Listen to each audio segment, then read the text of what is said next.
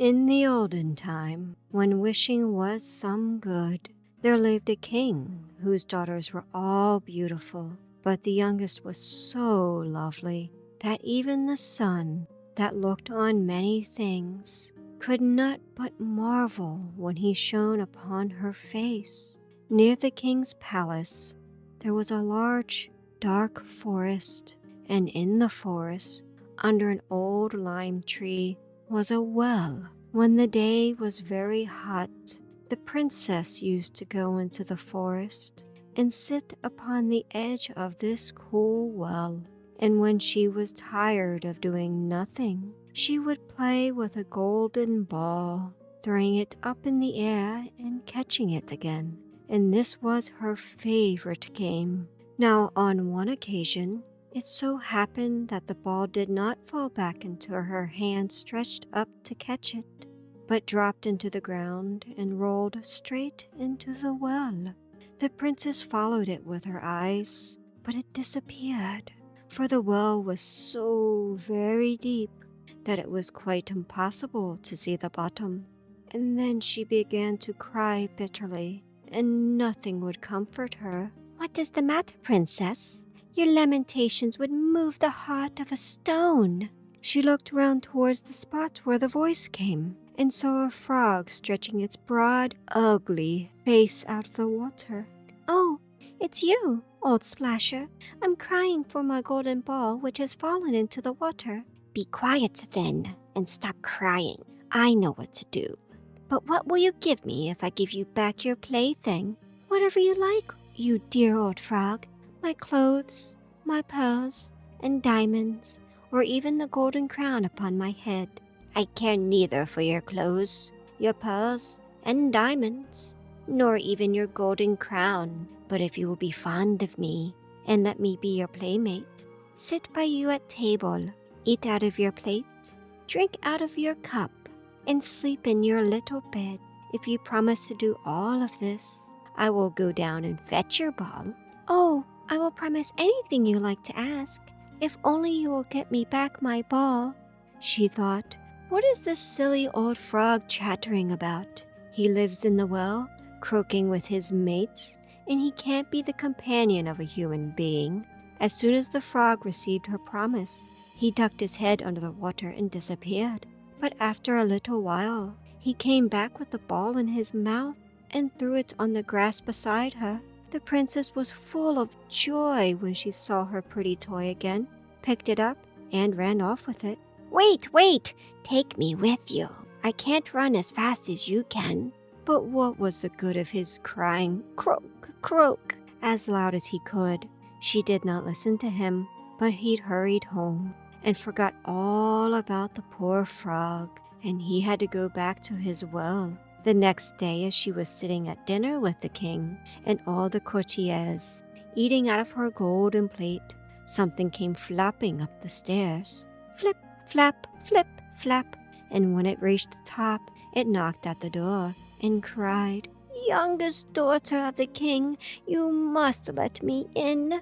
She ran to see who it was, and when she opened the door and saw the frog, she shut it again very quickly and went back to the table, for she was very much frightened. The king saw that her heart was beating very fast, and he said, "My child, what is the matter? Is there a giant at the door waiting to take you away?" "Oh, no, it's not a giant, but a hideous frog." "What does the frog want with you?" "Oh, father dear, last night when I was playing by the well in the forest, my golden ball fell into the water, and I cried, and the frog got it out for me. And then, because he insisted on it, I promised that he should be my playmate. But I never thought that he would come out of the water, but there he is, and he wants to come in to me." He knocked at the door for the second time and sang, "Youngest daughter of the king, take me up, I sing. Knowest thou not what yesterday thou to me didst say? By the well in the forest dell, youngest daughter of the king, take me up, I sing." "What you have promised, you must perform. Go and open the door for him." And so she opened the door, and the frog shuffled in, keeping close to her feet till he reached her chair, and then he cried, "Lift me up beside you." She hesitated till the king ordered her to do it. When the frog was put on the chair, he demanded to be placed on the table, and then he said, "Push your golden plate nearer that we may eat together." She did as he asked, but very unwillingly, as could easily be seen. The frog made a good dinner, but the princess could not swallow a morsel, and at last he said, "I have eaten enough. I am tired. Carry me into your bedroom and arrange your silken bed, that we may go to sleep." The princess began to cry, for she was afraid of the clammy frog, which she did not dare to touch, and which was now to sleep in her pretty little silken bed.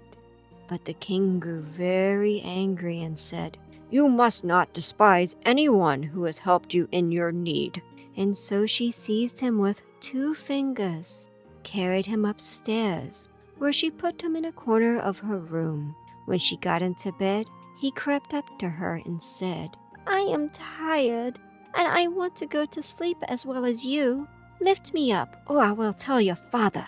She was very angry, picked him up, and threw him with all her might against the wall, saying, "You may rest there as well as you can, you hideous frog."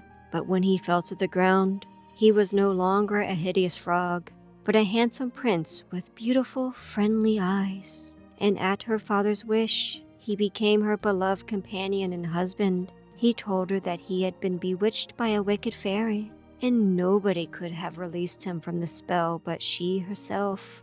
Next morning, when the sun rose, a coach drove up, drawn by 8 milk-white horses, with white ostrich plumes on their heads and golden harness. Behind stood faithful Henry, the prince's bodyguard, the faithful fellow who had been so distressed when his master was changed into a frog that he had caused 3 iron bands to be placed around his heart, lest it should break from grief and pain.